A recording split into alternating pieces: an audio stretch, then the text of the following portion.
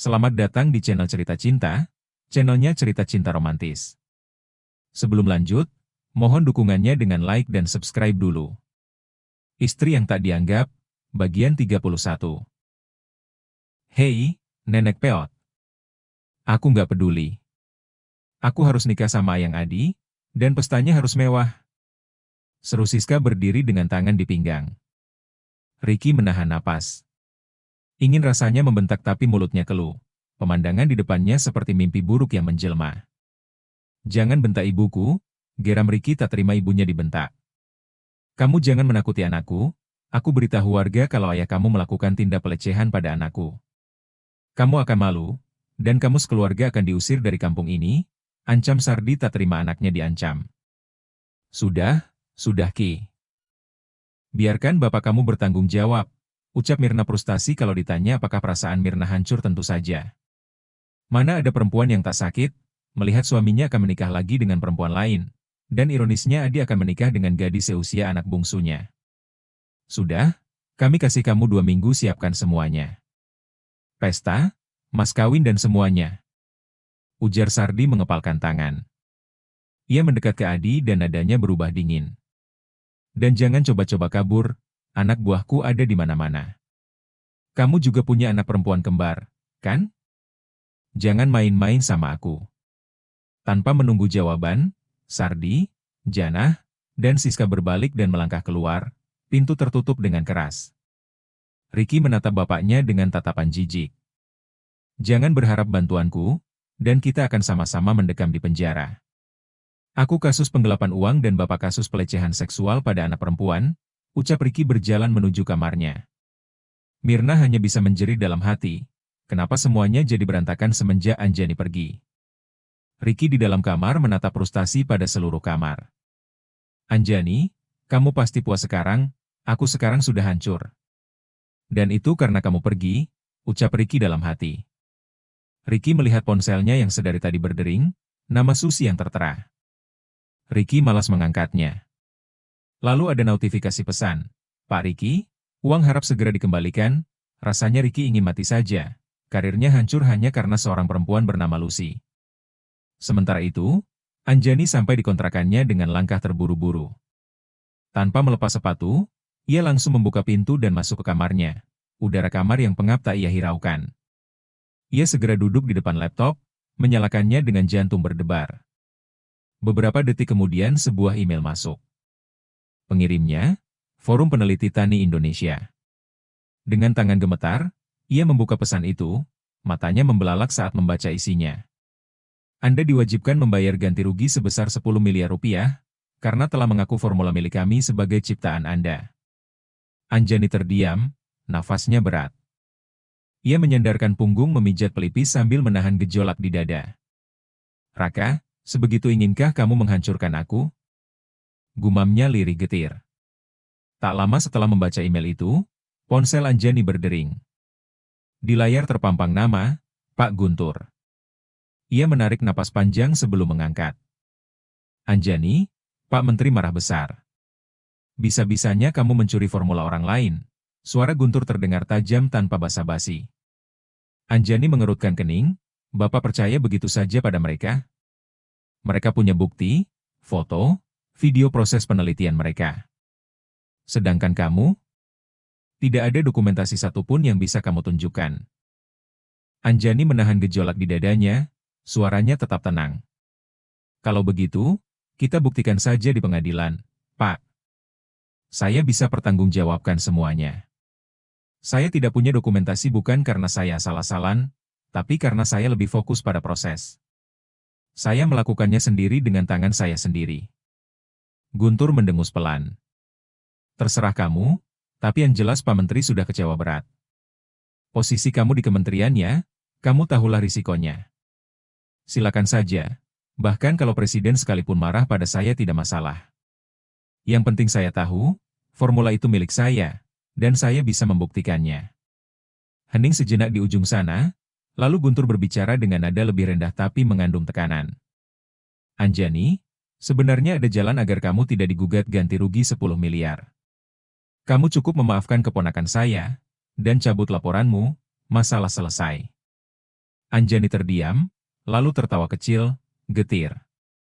Oh, jadi ini ujungnya, ancaman berkedok solusi. Maaf, Pak. Kalau saya menang, saya berjanji formula saya tidak akan pernah saya serahkan ke pemerintah. Saya kecewa, sangat kecewa dengan sikap Bapak yang tidak profesional. Tanpa menunggu jawaban, Anjani menekan tombol merah, panggilan berakhir. Ia menyandarkan kepala di kursi, menatap langit-langit kamar yang kusam. Astaga, ternyata niat baik tak selamanya diterima dengan baik, gumamnya. Pikirannya melayang ke masa-masa awal ia mengembangkan formula pupuk organik itu. Terinspirasi dari cara bercocok tanam suku pedalaman yang ia temui di Kalimantan, lalu ia padukan dengan pendekatan ilmiah modern. Hasilnya, formula AJ25 miliknya. Hasil kerja keras bertahun-tahun, riset yang ia jalani tanpa gaji, tanpa dukungan, hanya bermodal tekad dan keyakinan. Dan hari ini formula itu diakui oleh orang lain. Ganti rugi? Desisnya lirih. Silakan. Cuma 10 miliar, kan? Kalau aku jual ke Kanada, mereka tawarkan 200 miliar. Tapi karena cintaku pada petani Indonesia, aku serahkan ke kementerian, tapi inikah balasannya? Matanya mulai berkaca-kaca, bukan karena takut, tapi karena muak. Muak dengan birokrasi yang korup, dengan orang-orang berkuasa yang menjadikan kebenaran sebagai alat tawar. Pantas saja negara ini tidak pernah maju. Terlalu banyak yang pakai jabatan untuk menindas, bukan melindungi. Anjani menghapus air matanya, ia tidak takut digugat.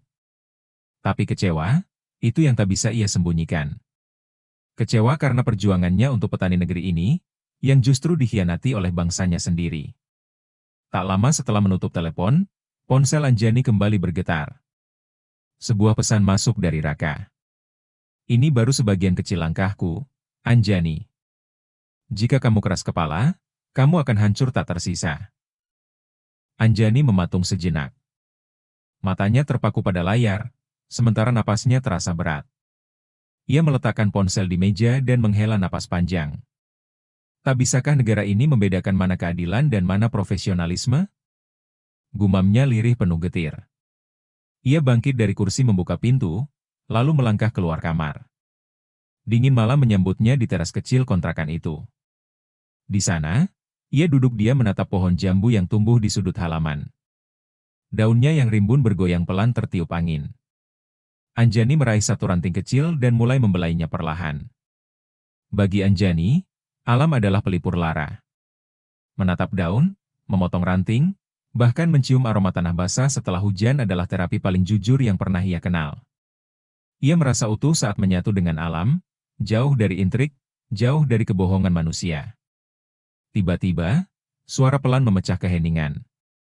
Bu, galonnya kosong. Anjani mendongak.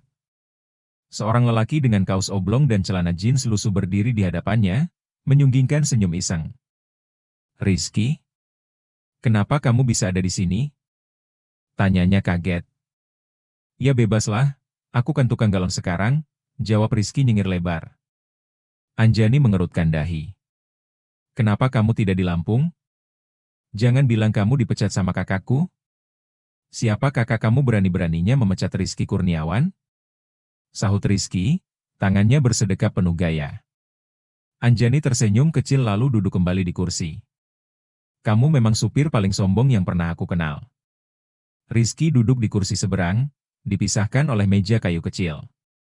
Ia menyandarkan punggung dan menatap Anjani penuh selidik. Kenapa kamu kembali ke Jakarta? Apa kamu rujuk sama istrimu? Tanya Anjani. Hah, Rizky Kurniawan pantang balik ke mantan, jawabnya tertawa. Lalu, hatiku bilang aku harus ketemu kamu. Anjani mendengus pelan. Kalau nggak ada keperluan mending kamu pergi. Rizky memonyongkan bibir. Ih, galak banget. Mentang-mentang punya Raka si blon itu. Wajah Anjani berubah, sorot matanya tajam. Jangan sebut nama dia, aku lagi kesal. Rizky mengangkat alis. Loh, bukannya kamu suka dia? Anjani terdiam. Ia memejamkan mata sejenak lalu membuka perlahan. Apa gunanya cerita sama orang yang bisanya cuma bercanda? Gumamnya. Telingaku nggak bercanda, Jan, ceritalah. Aku mungkin gak berguna, tapi aku bisa dengar. Dan untuk pertama kalinya, Anjani membiarkan dirinya rapuh di depan Rizky. Kata demi kata ia ungkapkan, tentang Raka, tentang tekanan dari keluarga Raka, dan tentang ancaman yang kini menjeratnya. Rizky tak menyela, ia hanya duduk diam, menjadi telinga yang tak menghakimi. Hahaha, selamat datang di negeri antah berantah, Anjani. Seru Rizky sambil tertawa lepas, duduk santai di kursi teras. Anjani mengerutkan kening, lalu meraih bantal dan melemparkannya tepat ke arah Rizky. Dasar orang aneh, gerutunya setengah geli. Kamu mau ikut aku nggak? Tanya Rizky tiba-tiba, wajahnya lebih serius kali ini. Ogah. Nanti aku diculik lagi, sahut Anjani asal menyandarkan tubuhnya ke kursi. Kalau gue nyulik lu bisa dikulitin abang lu duluan, balas Rizky cepat, mulutnya masih menyungging senyum. Anjani tertawa kecil, tapi matanya menatap penuh tanya. Mau kemana emangnya? Rizky menunduk sesaat, suaranya melembut. Safety sakit, dia nyariin kamu terus. Anjani langsung menegakkan badan. Sakit apa? Kenapa nggak bilang dari kemarin? Mungkin cuma kangen. Tapi sejak kamu nggak kelihatan dia sering rewel, makanya aku pindah ke Jakarta demi dia. Anjani menarik napas panjang. Wajah anak kecil itu terbayang jelas dalam ingatannya. Ceria, cerewet, dan selalu memeluknya setiap kali datang. Ia mengangguk pelan. Baiklah, aku ikut, aku panggil supirku dulu. Ngapain repot? Pakai mobilku aja. Pick up sih tapi dari uang halal, jawab Rizky sambil tertawa geli. Anjani menyipitkan mata, mobilku juga bukan dari uang haram. Rizky mengangkat bahu. Ya, tapi uang dari pemerintah, siapa tahu nanti jadi barang bukti. Anjani mendesah. Ia bahkan belum terpikir sejauh itu, dunia yang dulu begitu ia percaya kini terasa penuh jebakan. Anjani masuk ke kamarnya mengganti pakaian lalu mengambil tas kecil. Tak ada keraguan di wajahnya, hanya sisa-sisa letih yang belum sempat hilang. Di gerbang kontrakan Jamal dan Firman hanya melirik sekilas, tak seperti biasanya. Tak ada omelan, tak ada protes. Berbeda jauh ketika ia akan pergi dengan Raka, Firman bisa mendadak berubah jadi alarm hidup yang tak berhenti berbunyi. Anjani menuruni anak tangga melangkah keluar, dan langsung menuju mobil pickup tua yang berhenti di depan pagar. Di dalamnya, deretan galon kosong tampak berjajar rapi di bagian belakang. Ia membuka pintu dan duduk di kursi depan, tepat di samping Rizky. Tak ada kata, hanya tatapan sekilas dan anggukan kecil. Mobil melaju perlahan di jalanan kota yang mulai lengang. Anjani menoleh ke arah Rizky, lalu ke kaca spion yang memantulkan tumpukan galon di belakang. Ia tersenyum tipis, bukan karena lucu, tapi lebih karena kagum. Hidup Rizky sungguh tak terduga. Dulu pengusaha sukses dengan perusahaan bernilai lebih dari 100 miliar, tapi ia melepaskan semuanya demi hak asuh anak. Lalu menjadi sopir kakaknya, dan sekarang tukang galon keliling. Anehnya, tak ada beban yang terlihat di wajahnya. Ia menjalani semua itu seperti air mengalir. Sedangkan Anjani, yang baru saja terancam kehilangan 10 miliar, sudah merasa seolah langit runtuh menimpanya. Ia melirik Rizky, wajah laki-laki itu tak sedang tersenyum seperti biasanya. Ada gurat sendu yang sulit disembunyikan. Bukan karena pekerjaan, tapi karena safety, anak kecil yang ia cintai lebih dari apapun sedang sakit. Sementara itu, Ricky menatap layar ponselnya, lagi-lagi nama Susi muncul. Panggilan tak terjawab ke-12, ia tidak mengangkatnya. Besok adalah hari penghakiman. Hari di mana ia harus mengganti uang kantor sebesar 300 juta. Uang yang bahkan sepeser pun belum ada di tangannya. Rasanya ia ingin berhenti di sini saja. Jika waktu bisa ia remas, dihentikan sejenak, mungkin ia akan melakukannya tanpa ragu. Tapi waktu terus berjalan, detik demi detik seperti pisau yang mengiris perlahan. Anjani tetap pada keputusannya, cerai.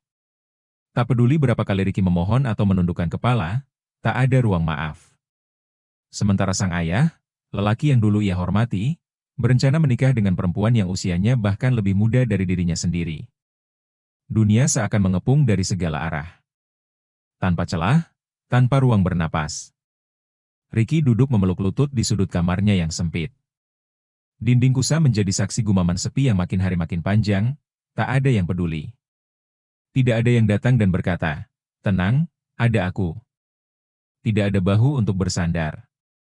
Tidak ada pelukan yang menenangkan, hanya sunyi dan ancaman penjara yang menggantung di ujung malam. Bersambung.